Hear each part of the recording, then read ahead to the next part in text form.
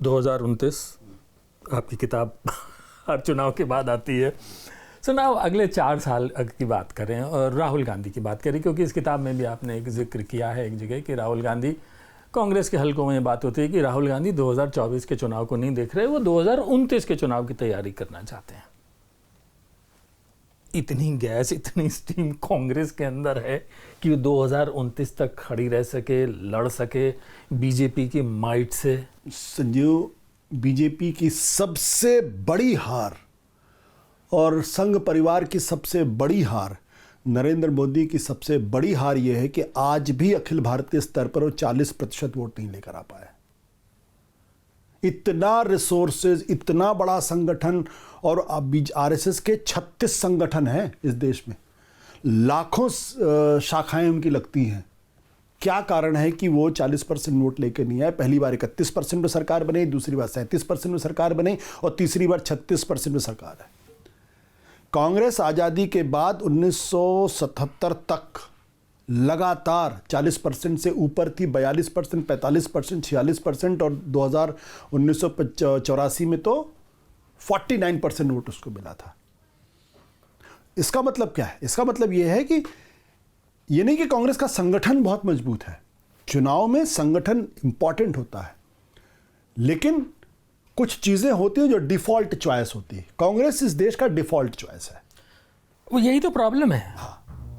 राहुल गांधी को हटा दीजिए, अगर सड़क पे लड़ता हुआ जो भी आप देख रहे हैं हटा दीजिए, तो कांग्रेस कहीं है ही नहीं, जमीन पे तो नहीं दिखाई देती। ठीक है, वो आदमी को कुछ नहीं मिलता, बीजेपी को वोट नहीं देना, चलो कांग्रेस को वोट दे दिया, वो हो जाएगा। तो ये कब तक चलेगा? मतलब क्या कांग्रेस पार्टी बस ऐसे चलेगी? ऐसे ही चलेगा, ऐसे चलता रहेगा। सेंटिमेंट बनाम संगठन, मतलब जिसे कहते हैं ना, सेंटिमेंट को। सो बीजेपी फिर तभी हारेगी जब जो बीजेपी हवा है उसके खिलाफ एकदम हो जाएगी, तभी हारेगी। फिर कांग्रेस तो अपने कामों से तो नहीं जीत सकती। बीजेपी के अपने कामों की वजह से जीती थी। मैं आपसे सवाल पूछता हूँ, 2014 में माहौल तो बनाया ही था उन्होंने, पूरा का पूरा हवा तो क्रिएट की ही थी। हवा अन्ना आंदोलन ने क्रिएट की थी। हवा अन्ना आंदोलन ने क्रिएट की थी, आप मत भूलिए इस बारे में। देश के अंदर जो कांग्रेस के खिलाफ जो माहौल बना था, तो उसके लिए आप भी जिम्मेदार हैं। आप भी जिम्मेदार हैं उसके लिए। जो टीवी चैनल्स ने जो माहौल बनाया था उसमें बीजेपी की कोई भूमिका नहीं थी। बीजेपी ने कोई आंदोलन नहीं किया था, बीजेपी का कोई नेता धरने पे नहीं बैठा था, बीजेपी का कोई नेता सड़क पे नहीं उतरा था। आप बता दीजिए मुझे, हम आप साथ थे। तो ये तो संघ परिवार का किया धरा था ना। बीजेपी कहती है कि संघ की मनमोहन सिंह के जमाने में जबरदस्त तरीके से ब्लास्ट हुए, आतंकवादी घटनाएं हो रही थी। 2008 में बॉम्बे में ब्लास्ट हुआ था, 2009 में कांग्रेस पार्टी की सीटें बढ़ के 205 हो गई थी, याद? तो ये इससे बड़ी बीजेपी की हार क्या होगी? तो मैं जो कह रहा हूं कि हमारे देश के अंदर जो पॉलिटिकल पार्टी जो सिस्टम है, उसमें एक पार्टी को रिजेक्ट किया जाता है, एक कुछ समय के बाद वो रिजेक्ट हो जाती है। So when? मुझे लगता है वो धीरे धीरे प्रक्रिया शुरू हो गई है। हाँ, शुरू हो गई। आप देखिए, जैसे ऑपरेशन सिंदूर था, पहलगाम से लोगों के अंदर गुस्सा हुआ, ऑपरेशन सिंदूर ने उस गुस्से को ऊंचाई दे दी, लेकिन जैसे ही आपने सीज फायर किया वैसे वो नीचे चला गया। तो लोगों ने कहा यार ये क्या है, आप तो कहते थे पाकिस्तान को घुस के मारेंगे, आप पीओके लेके रहेंगे, और आपने बिना किसी कारण के सीज फायर कर दिया। खुद बीजेपी आरएसएस के लोगों के अंदर गुस्सा था, उनके अपने कोर सपोर्टर में गुस्सा था इस बात को लेकर। उसके बाद डोनाल्ड ट्रंप ने जिस तरीके से लगातार हमने, और फिर सबसे बड़ा मुद्दा क्या है? बेरोजगारी का मुद्दा है। लोग समाज के अंदर डिमांड नहीं बढ़ रहा है, लोगों को नौकरियां नहीं मिल रही हैं, लोगों की आय लगातार घट रही है। अगर आप डेटा देखेंगे तो बैंकों से लोन लेने की संख्या बढ़ती जा रही है।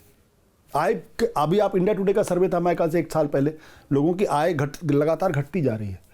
तो पहले 2014 BJP was a default choice, क्योंकि उनके पास कोई ऑप्शन नहीं था। नरेंद्र मोदी एक नेता के तौर पर आए, उन्होंने कहा मैं सब कुछ बदल दूंगा। लोगों ने 2019 लोगों ने मौका दिया कि चलो ठीक है 5 साल हमने मौका दिया, एक मौका और दे, अन्यथा डीमोनेटाइजेशन और जीएसटी के बाद आप जीत जाते हैं चुनाव। इमेजिन, देख लिया, कमाल था। लेकिन 2024 तक आते आते लोगों को लग गया कि नहीं, दिक्कत है। एक मुद्दा रह गया मुझसे।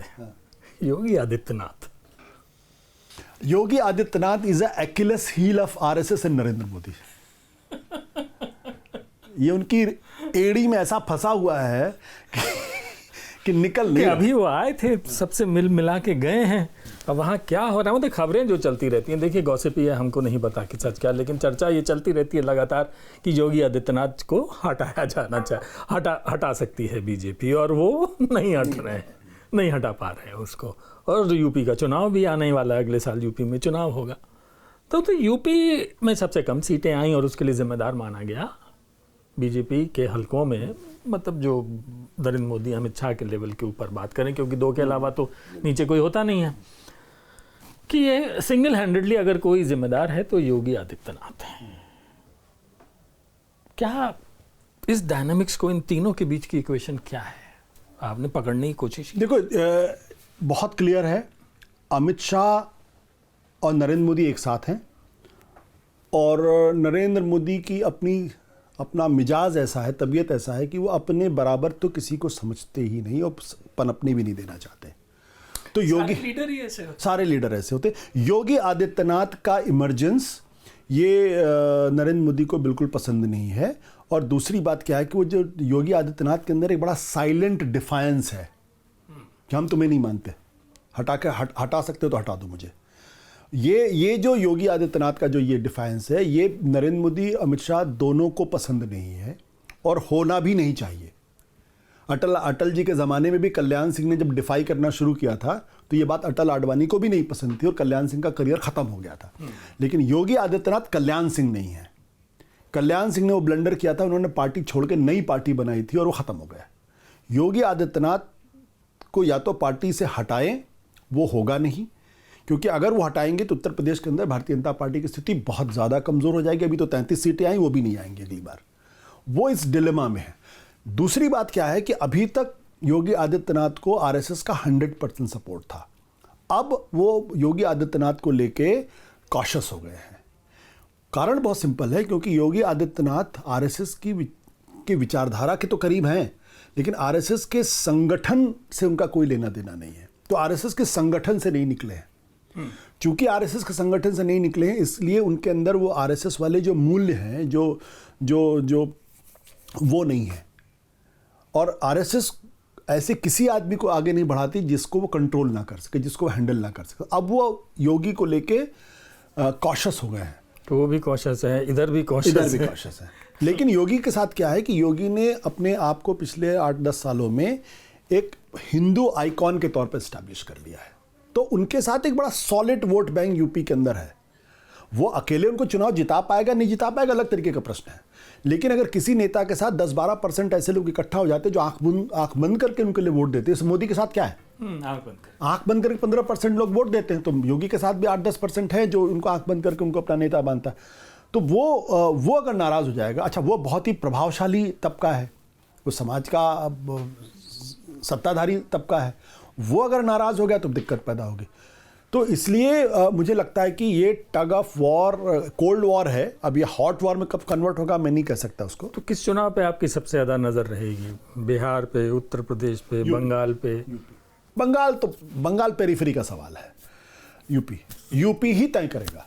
80 सीटें हैं और अगर यूपी के, क्योंकि इस बार भी जो बीजेपी की हालत ख़राब हुई वो इसलिए क्योंकि आप 62 से 33 पे आकर रुक गए। और यूपी में क्यों मैं यूपी को इतना महत्वपूर्ण मानता हूँ? यूपी में नरेंद्र मोदी हैं, यूपी में योगी आदित्यनाथ हैं, यूपी के अंदर मथुरा है, काशी है और अयोध्या है। ये 5 चीज़ें हैं। और उसके मुसलमान है वहाँ काशीराम भी हैं, वहाँ मायावती भी हैं। तो 5 हिंदुत्व के 5 आइकॉन्स कह लो या कुछ भी कह लो आप, जो सबसे इम्पॉर्टेंट पिलर्स हैं वो यूपी में हैं। उसके बावजूद आप 33 पे आके रुक जाते हो।